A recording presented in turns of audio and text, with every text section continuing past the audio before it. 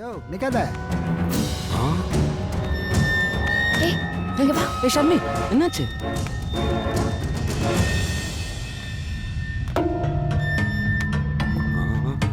இன்னைக்கு ஏன் ஓவரா குளிருது?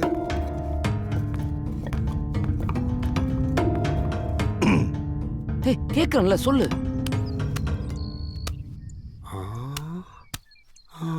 ஐயா, நான் இந்த ஏரியாவுக்கு புதுசா வந்திருக்கேன் இன்ஸ்பெக்டருங்க ஐயா. ஒரு 3 வருஷமா மூட்டு வலியால ரொம்ப அவதிப்பட்டு இருக்கேங்க ஐயா. இந்த மலைப்பிரதேசத்தில் வேற டியூட்டி போட்டிருக்காங்களா, ஏறி இறங்கி டியூட்டி பார்க்க முடியலைங்க ஐயா. அதான் ஐயாவை பார்த்துட்டு போனா கிளியர் ஆகுன்னு சொன்னாங்க. அதான் ஏன் பார்த்துட்டு போலான்னு வந்திருக்கேன்.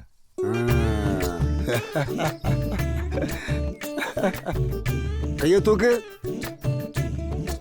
யாருக்கு தூக்கு?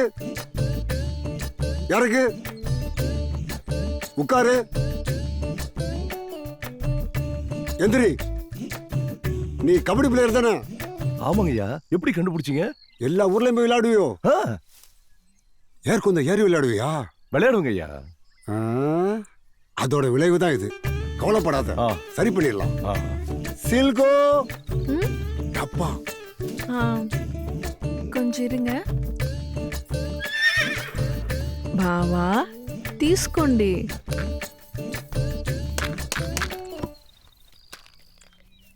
கையை நீட்டு.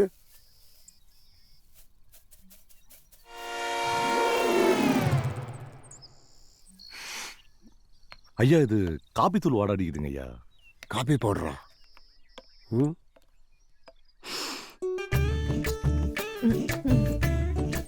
அவதான் பார்த்தா இவ பகடா இருக்காள.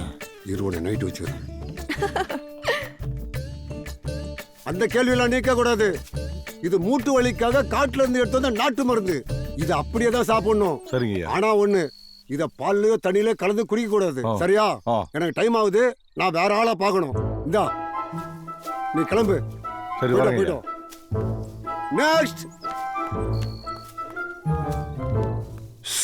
அப்பாடா, தப்பிச்சிட்டேன்.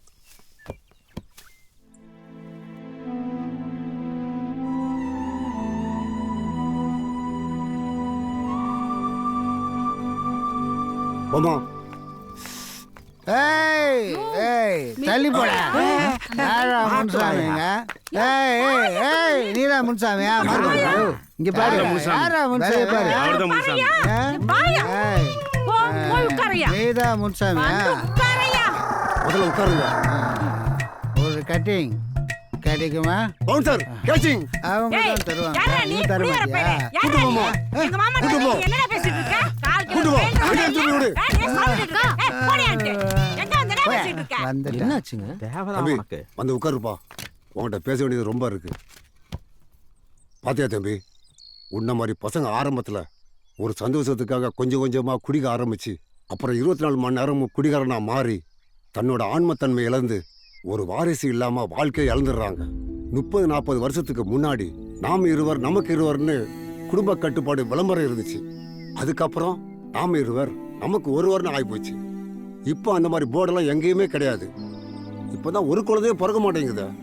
இப்போ எங்க பார்த்தாலும் குழந்தைய பெற்றுக்கணுமா, எங்க கிட்ட வாங்க எங்க கிட்ட வாங்கன்னு கருத்தரிப்பு மையம் தான் அதிகமா இருக்கு. நம்ம பாட்டை முப்பாட்டனெல்லாம் குடிக்காம ஒன்றும் இல்லை, குடிச்சாங்க. ஆனா அவங்க குடிச்சது நாட்டுல இயற்கையா உருவான கல்லு. அதனாலதான் அவங்க 100 வயசு வாழ்ந்தாங்க, 10-15 குழந்தைய பெத்துக்கிட்டாங்க. ஆனா இன்னைக்கு நீ குடிக்கிற சாராயம் ஆரோக்கியம் இல்லை. ஆம்பளைன்ற திமிர்ல குடிக்கிறானுங்க.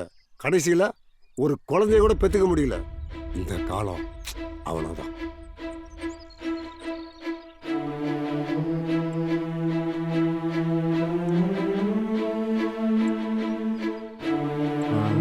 என் காசெல்லாம் ஷர்மி கிட்ட இருக்கு.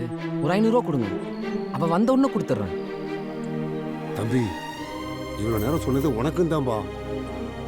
வேண்டாம்பா.